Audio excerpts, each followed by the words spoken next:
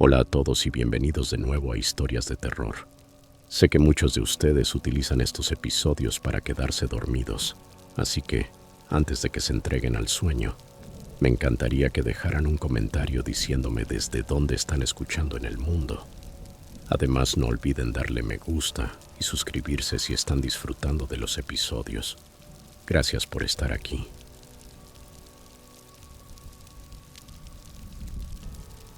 Historia 1. He pasado la mayor parte de mi vida en la naturaleza de Oregón. He cazado, hecho senderismo y acampado en solitario más veces de las que puedo recordar. Por eso le tengo un respeto bien ganado al bosque y por lo general me siento como en casa allí. Unos veranos atrás, mi esposa, nuestra hija pequeña y nuestros 2 pastores alemanes decidimos pasar un fin de semana largo al norte del monte Jefferson. Habíamos localizado un rinconcito perfecto, escondido junto a un viejo camino forestal. No era un área de acampada señalizada, sino una herradura natural de árboles con un claro plano, un anillo para fogatas y espacio suficiente para mantener a los perros fuera de la vista de quienes pudieran pasar. Pueden verse intimidantes y se ponen ruidosos si los sorprenden, así que la privacidad siempre suma. Aquella primera noche, mi hija quiso su propio espacio, así que montó una carpa pequeña para 2 personas justo al lado de la nuestra, tal vez a unos 2 pies. Hicimos que nuestro pastor macho, Guts, durmiera en su tienda para protegerla. No le teme a nada y es sumamente guardián, del tipo de perro que se lanzaría contra cualquier cosa que pareciera una amenaza. Mi esposa y yo nos quedamos despiertos casi toda la noche, escuchando. De tanto en tanto, oíamos pasos pesados y deliberados rodeando la zona. No era el trote rápido de mapaches ni el correteo de ardillas. Sonaban más contundentes, más pausados. Poco antes del viaje había leído una noticia sobre un padre en California que fue asesinado dentro de su tienda mientras acampaba con sus hijos. Por eso metí en el equipo un rifle y 2 pistolas. Aún con las armas y los perros, la noche se sentía tensa. Nos repetíamos que probablemente serían ciervos o alces pasando, pero casi no pegamos un ojo. A la mañana siguiente salimos a dar un paseo corto por el camino. A unos 300 pies del campamento, vi una veredita lateral estrecha bloqueada por lo que alguna vez fue una verja. Solo quedaban unos postes oxidados ocultos por la maleza. Algo azul me llamó la atención más adentro. Antes de poder enfocarlo bien, Guts salió disparado por el viejo camino, corriendo hacia eso como si hubiera visto algo vivo. Se me encogió el estómago. Me imaginé que iba a irrumpir en otro campamento y a asustar a alguna pobre familia. Corrí tras él, pero cuando lo alcancé se había detenido a unos 20 pies, simplemente plantado allí. No había gente ni movimiento. La curiosidad tiró de mí y el resto de mi familia nos siguió. El pequeño claro que apareció adelante tenía todo el aspecto de un campamento. Una tienda, una nevera portátil, una mesa plegable, mantas e incluso un pequeño hornillo de propano, pero absolutamente todo estaba destrozado.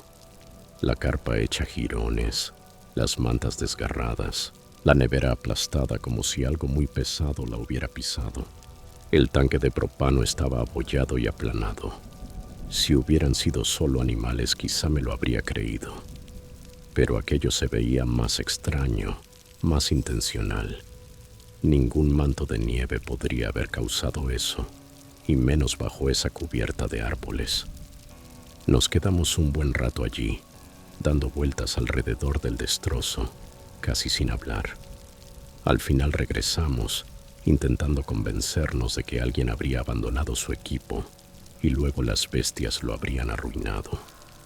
Esa tarde mi hija y yo lanzábamos una bola de bochas en el campamento, mientras mi esposa se alejó hacia el norte para tener algo de privacidad. Estaba a solo 70 pies, pero no podía verla por los árboles.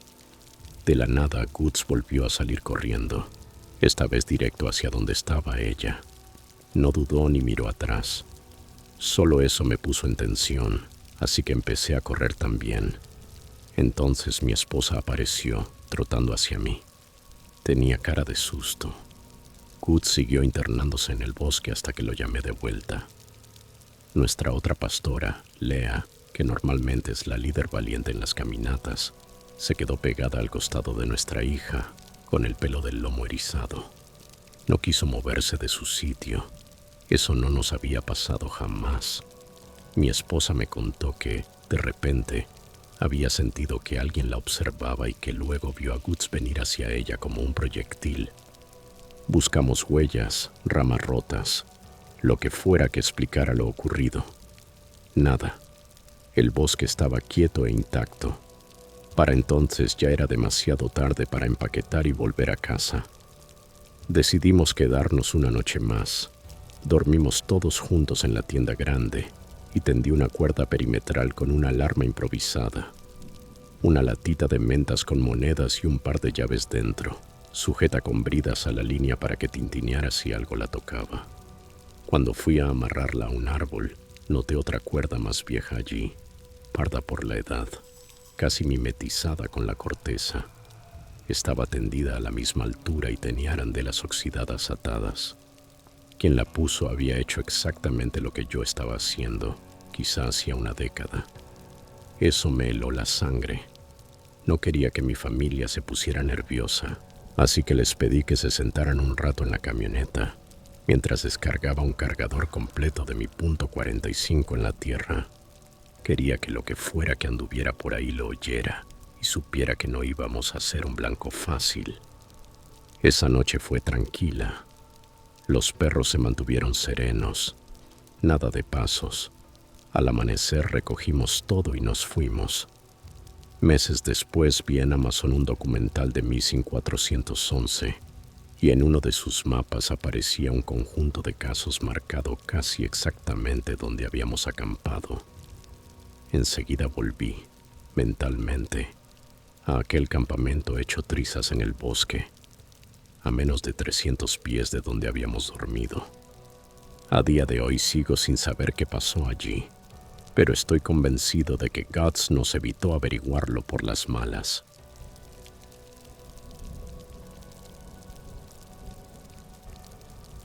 Historia 2. En 2012 me hice una promesa: volver a activarme. Antes de tener a mi primer hijo, era de las que disfrutaban jugar deportes y salir a correr. Pero en algún punto, entre pañales, trabajo y puro agotamiento, esa parte de mí se fue apagando. Con el cambio de año decidí que era momento de revertirlo. Empecé a correr con mi amiga Hannah. Ella es de esas personas que logran convencerte de seguir aunque las piernas te estén gritando que pares. Así que era la compañera perfecta. Casi todas las tardes, después del trabajo, nos íbamos a un sendero forestal a las afueras del pueblo. No era un paraje completamente salvaje. Había luminarias a lo largo de los caminos para quienes querían correr de noche, y se mantenían encendidas unos 45 minutos después de activar el interruptor. Había rutas distintas, algunas más cortas para completarlas antes de que se apagaran y otras más largas si querías exigirte un poco más. El aire siempre era nítido y, en otoño, el olor a hojas húmedas y pino hacía que esa fuera mi época favorita para correr.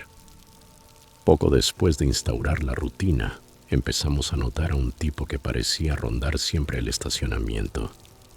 Era delgado, quizá entre 20 y tantos y cerca de los 30.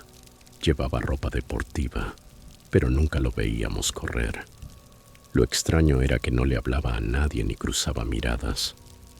Hannah y yo llegamos a pensar que tal vez vivía cerca, en el bosque, porque aparecía siempre, hiciera frío o lloviera. Nos acostumbramos a verlo sentado solo en un banco o recostado en la cerca. Nunca nos acercamos. Había algo en él que nos mantenía a raya a las dos. Una tarde Hannah tuvo que quedarse hasta tarde en el trabajo, pero yo decidí salir igual. Al llegar mi coche era el único en el lugar. Ya hacía frío, de ese que te muerde las mejillas. Así que me estiré rápido. Encendí las luces del sendero y empecé el circuito de 5 kilómetros. No vi al hombre por ninguna parte y pensé que quizá el clima lo había espantado. Me equivoqué. Apenas había coronado la primera cuesta empinada cuando lo oí. Una respiración pesada, despareja, detrás de mí. Giré la cabeza y allí estaba, corriendo hacia mí. No llevaba zapatillas de running, solo tenis comunes, y su manera de moverse no era normal. Los brazos le oscilaban rígidos, en un ángulo extraño, elevados de un modo que nunca había visto, casi mecánico. Y por primera vez me miró directamente a los ojos. Con eso bastó para que el estómago se me encogiera en un nudo. No sé explicarlo bien. Era como si toda su expresión estuviera hecha de pura intención. Y esa intención no era buena. No me quedé a comprobarlo. Aceleré el paso, con el corazón latiéndome tan fuerte que lo oía en los oídos. Su respiración se volvió más sonora, más rápida, como si se obligaran a alcanzarme. Pensé en mi niña en casa y algo primario se activó. Corrí más fuerte que nunca en mi vida. En un punto, me arranqué el collar y lo dejé caer en el suelo, pensando que, si algo me pasaba, alguien podría encontrarlo. Intenté gritar pidiendo ayuda, pero el sonido me salió débil y entrecortado, como si los pulmones no pudieran con la carrera y el grito a la vez. El estacionamiento parecía estar a una distancia imposible. Sabía que si tropezaba, si no lograba abrir el auto con rapidez, todo se acabaría. Así que, en una fracción de segundo, tomé otra decisión y me salí del camino hacia el bosque. Corrí unos metros entre los árboles y me tiré boca abajo, buscando a tientas una piedra o un palo que me sirviera si me alcanzaba. De pronto mi chaqueta de correr, tan brillante, me pareció un faro en la oscuridad. Escuché sus pasos llegar hasta el punto donde yo me había desviado, y entonces se ralentizaron. Se detuvo, yo también. Casi podía sentirlo escudriñando el arbolado, atento. Contuve la respiración hasta que el pecho me ardió. Luego lo oí murmurar algo en un idioma que no reconocí, y sus pisadas se alejaron. No me fié. Si me esperaba en el estacionamiento, ese sería el peor desenlace posible. Así que me interné más en el bosque, calculando un rodeo para salir a la carretera principal. En algún sitio detrás de mí, las luces del sendero se apagaron. Durante un instante me sentí más segura en la oscuridad, hasta que de golpe volvieron a encenderse. Eso significaba que alguien las había activado de nuevo. Tal vez otro corredor, o tal vez él. No me quedé a averiguarlo. El suelo era irregular y me caí más de una vez, con las manos y las rodillas raspadas, pero seguía avanzando. Por fin vi, entre los árboles, el resplandor de faros en la carretera. Me lancé hacia allí hasta salir a la cuneta, cubierta de tierra y temblando. El primer coche que pasó redujo la velocidad al verme haciendo señas. Un hombre de unos 40, con sus 2 hijos en el asiento trasero, bajó la ventanilla, seguramente pensando que había tenido un accidente. Entre sollozos y jadeos, le dije que necesitaba ir a mi casa, no al estacionamiento. Cuando por fin crucé la puerta de mi hogar, mi marido insistió en ir a buscar el coche y en llamar a la policía. Le dije que no había mucho que denunciar. No hubo ataque como tal, solo una persecución. Pero en el fondo, sabía que ese hombre había tenido la intención de hacerme daño. Cuando mi esposo volvió, su cara lo decía todo. La ventanilla del conductor estaba rota. Mi teléfono había desaparecido. Y la pequeña foto de nuestra hija, la que colgaba del retrovisor, se la habían llevado. Fuera lo que fuera que ese tipo buscaba, no era un susto al azar. Sigo corriendo a veces, pero nunca en ese sendero y jamás sin alguien a mi lado.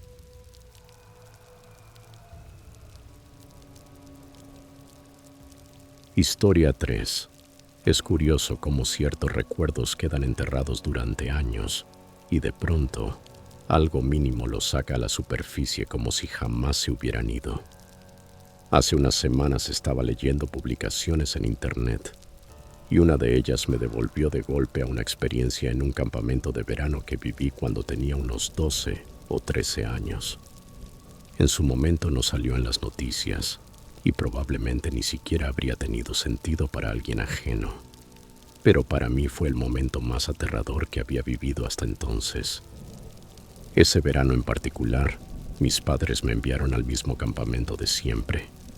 Estaba escondido en la montaña, con días repletos de caminatas, exploración de senderos y baños en arroyos helados. No era precisamente popular, sobre todo después de un accidente de coche años antes, en la escuela, que me dejó un poco rezagado en lo social. La mayoría de los chicos de mi edad me evitaba, así que tendía a juntarme con los más pequeños o con quienes no se molestaban por mis maneras más calladas e infantiles. El campamento nos agrupaba por edades: azul para los más chicos, amarillo para los intermedios y verde para los adolescentes mayores. Yo debía estar en amarillo, pero por alguna razón me colocaron en verde, junto a chicos de 16 o 17. Esa diferencia dejó claro para todos que no encajaba, y no se privaron de hacérmelo notar. Uno de los últimos días allí, nuestro grupo caminó hasta una zona remota del bosque para hacer un picnic. Después de comer, los monitores propusieron jugar a las escondidas. La mayoría de los mayores puso los ojos en blanco o se quedó sentada. Yo, en cambio, estaba encantado con la idea. Cuando comenzó la cuenta, salí disparado fuera del sendero, decidido a encontrar un escondite que a nadie se le ocurriera.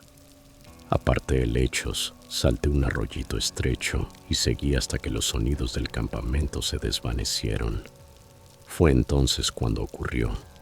De la nada una mano me tiró del cabello con tanta fuerza que la cabeza se me fue hacia atrás. Antes de recuperar el equilibrio, el agarre resbaló hasta mi cuello y apretó, acercándome a un cuerpo mucho más grande y fuerte que el mío. Mis piernas pataleaban contra la tierra, mis manos arañaban su brazo. Nada lograba que soltara. Su voz salía rápida, baja y cargada de amenazas. Prometía hacerme daño de formas que yo ni siquiera comprendía del todo a esa edad, pero lo suficiente como para helarme el estómago. Me arrastró más lejos del camino, con los dedos clavándose como de acero. Grité hasta que la garganta me ardió, pero el bosque pareció tragarse el sonido. Cuanto más forcejeaba, más decidido se mostraba él. En medio del caos, el instinto tomó el control y me giré lo justo para hundir los dientes en su mano con todas mis fuerzas. Me invadió el sabor a sudor y tierra.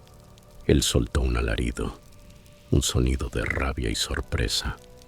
Me llamó loco y retiró el brazo de un tirón. Esa fue mi oportunidad. Me zafé y eché a correr. Las piernas se movían sin pensar. El pecho se me sacudía con tal fuerza que parecía que las costillas fueran a partirse.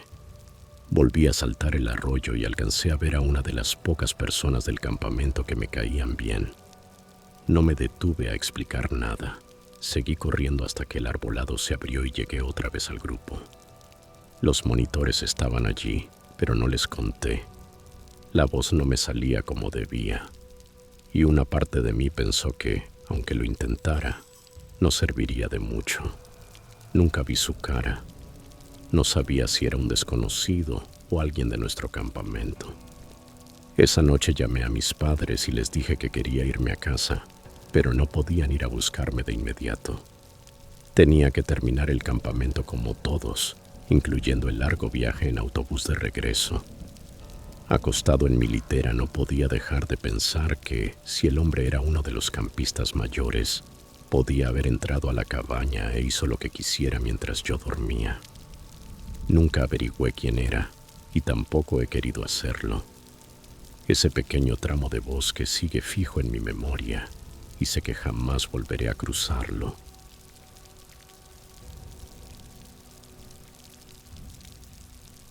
Historia 4. En 2008, cuando tenía alrededor de 10 años, mi familia vivía en un barrio tranquilo de los Países Bajos. Nuestra casa estaba en Nijmegen, en una zona llamada Wissenhof. Detrás del patio trasero había un estanque con un sendero peatonal que lo bordeaba en curva. Si seguías ese camino un par de minutos, llegabas al borde del bosque. Allí comenzaba un gran circuito circular. Los vecinos lo usaban constantemente para trotar, pasear a sus perros o disfrutar de la sombra en los días cálidos. No era enorme, tal vez un recorrido de 20 a 30 minutos, pero resultaba apacible y daba la sensación de estar apartado del resto del vecindario. Mis padres nos llevaban allí a menudo con nuestros perros, así que para cuando ocurrió esto, conocía el circuito como la palma de mi mano. Era una tarde de sábado y mi hermana, que tenía 14, dijo que iba a sacar a los perros a caminar. Me preguntó si quería acompañarla. No tenía nada mejor que hacer, así que fui. Teníamos 2 perros. Jeep, el más grande, siempre tirando de la correa como si quisiera ir al mando, y Eve, la más pequeña, que iba a su propio ritmo y se detenía a olfatear todo. Ese día yo llevaba a Jeep, lo que en realidad significaba que me tocaba ir casi a rastras para seguirle el paso, mientras mi hermana conducía a Eve. Entramos al bosque y comenzamos el circuito. Era uno de esos días silenciosos en los que se distingue cualquier detalle: el crujido de las hojas bajo los pies, los pájaros moviéndose arriba y de vez en cuando una brisa sacudiendo las ramas. Jeep se impacientaba porque Ivy seguía parándose. Mi hermana me dijo que me adelantara con él para que no me arrancara el brazo de un tirón. No era raro que nos separáramos un poco en el sendero, ya que el camino siempre regresaba al mismo punto y el lugar era muy seguro. Ni lo pensé. Tomé una curva y seguí avanzando quizá un minuto antes de decidir mirar atrás.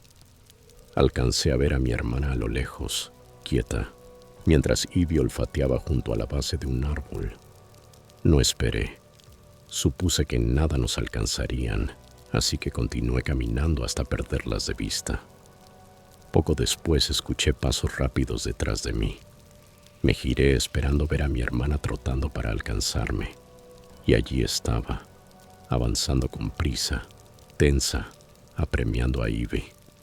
No dijo mucho, solo me indicó en voz baja que siguiéramos. Tenía el rostro pálido y se notaba que algo no iba bien, pero no la presioné. El resto del trayecto de regreso transcurrió en un silencio absoluto. Incluso los perros parecían más tranquilos de lo normal, como si hubieran captado su estado de ánimo. Al llegar a casa, le pregunté qué había pasado. Me contó que había visto a alguien en el bosque, y no a cualquiera. Un hombre vestido con un atuendo de mimo completo, de pie detrás de un árbol, observándola. Intentó actuar como si no lo hubiera notado, pero en cuanto volvió a caminar, él también empezó a moverse. No iba por el sendero. Se mantenía entre los árboles, desplazándose de un tronco a otro, siempre a su ritmo. Dijo que era como si usara los árboles de escudo, asomando apenas lo suficiente para que se le viera la cara antes de deslizarse detrás del siguiente. Cada vez que miraba atrás, él seguía allí, más cerca que antes, y en el momento en que dobló la esquina hacia donde yo estaba, desapareció. Con 10 años no comprendía del todo lo inquietante que era, pero recuerdo haberme sentido culpable por haberme adelantado y dejarla sola, aunque fuese por tan poco tiempo. Mi hermana no volvió a mencionar el tema después de aquel día, pero siempre ha estado segura de lo que vio. No volvió a pasar nada más, y poco tiempo después nos mudamos a otro barrio. Aún así, cuando pienso en ese circuito, puedo imaginar lo que ella describió. Esa figura extraña con disfraz de mimo moviéndose en silencio entre los árboles, y todavía se me revuelve el estómago.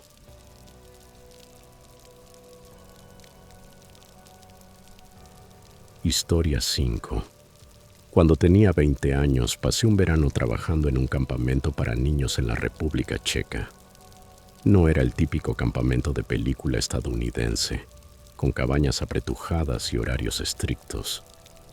Este tenía otro ritmo, más pausado, escondido en lo profundo del bosque, a las afueras de un pueblo pequeño. Nuestro grupo dormía en un gran albergue de madera con un campo abierto enorme al frente, y alrededor corrían senderos estrechos que serpenteaban entre los árboles. De vez en cuando pasaban lugareños y algún que otro excursionista, por lo general sin prestarnos mucha atención. Una tarde cálida, estaba sentada en una mesa larga junto al borde del campo con unos 5 niños haciendo manualidades. Desde donde estábamos, se podía ver con facilidad a cualquiera que caminara por el sendero cercano. Fue entonces cuando vi aparecer a un tipo. Tendría unos 30 años, con rastas largas y enmarañadas, botas de trabajo pesadas, pantalones remendados y una camiseta sin mangas floja de una banda de metal. Al notar nuestra presencia, redujo el paso y luego empezó a caminar directamente hacia la mesa. En checo me preguntó si tenía cigarrillos. Intenté darle una negativa amable, diciéndole en checo que no hablaba muy bien el idioma. Mi idea era que se aburriera y siguiera su camino. En lugar de eso, cambió de inmediato al inglés. Eso me descolocó. En esa zona del país, lo normal era que la gente no lo hablara. A partir de ahí empezó a preguntarme por mis tatuajes y dijo que estaba pensando hacerse uno nuevo pronto. Volvió a insistir con el tema de los cigarrillos. Le respondí con educación que no, manteniendo mis contestaciones breves para no alargar la conversación. Me pidió el nombre, se quedó rondando un rato y por fin se alejó de nuevo hacia el sendero. El resto del día transcurrió con normalidad, al menos hasta la tarde. Hacia las 6 de la noche, los niños jugaban en el campo mientras esperábamos la cena. Algunos monitores organizaban juegos, otros charlaban cerca del albergue. Yo vigilaba a un grupo que se perseguía entre sí cuando otro de los líderes me llamó la atención y me dijo que metiera a todos dentro de inmediato. Seguí su mirada y vi a 2 hombres vestidos muy parecido al tipo de antes, parados justo más allá de la línea de árboles, en lados opuestos del campo. No se acercaban con prisa, más bien parecía que se estaban colocando estratégicamente. No pasó mucho hasta que escuché que gritaban mi nombre desde el bosque. Reunimos a los niños dentro del albergue y echamos llave a las puertas. Los 3 monitores hombres salieron a hablar con ellos. Desde adentro alcancé a oír partes del intercambio. Los hombres afirmaban que habían estado cazando ciervos y que creían que uno había pasado por allí. Luego, uno dijo que era amigo mío y volvió a llamarme por mi nombre. Fue entonces cuando caí en la cuenta. Era el mismo sujeto de antes, ahora acompañado, diciendo que quería enseñarme su tatuaje nuevo. Los líderes regresaron confundidos, preguntándome si lo conocía. Les expliqué lo que había pasado por la tarde y dejé claro que no quería hablar con él. Ellos salieron otra vez, les dijeron al grupo que se marchara y, tras idas y venidas y algunos gritos más dirigidos hacia mí, se internaron en los árboles hasta desaparecer. El resto de esa tanda del campamento no logré relajarme del todo. Cada noche me sorprendía a mí misma afinando el oído por si oía voces afuera, medio esperando que volvieran. Por suerte nunca regresaron, pero la idea de que se hubieran quedado rondando por allí se me quedó grabada durante mucho tiempo.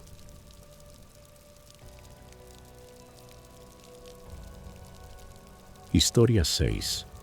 A mediados de los 90, cuando estaba en la reserva del ejército, trabajé un tiempo como vigía de incendios en un parque nacional enorme. Mi oficina era una torre de madera por encima de las copas, con una vista que se extendía millas en todas direcciones. La mayoría de los días eran largos y silenciosos. Solo yo, unos binoculares y el pulso lento del bosque abajo. Mi tarea era buscar columnas de humo, vigilar fogatas ilegales y estar atento a la fauna. La persona más cercana era otro vigía a unas 5 millas, y nuestra única comunicación era una radio vieja con mucho ruido. El turno era una semana sí y una no. Vivíamos ahí arriba durante el servicio, cocinábamos en cocinitas mínimas y caminábamos hasta la estación principal para ducharnos y aprovisionarnos.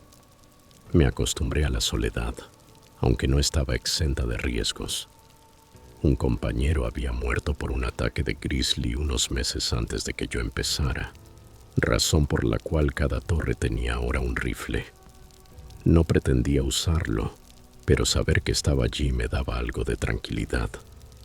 Una tarde, mientras regresaba a pie de revisar el perímetro, me topé con una trampa de acero para osos escondida bajo unos matorrales.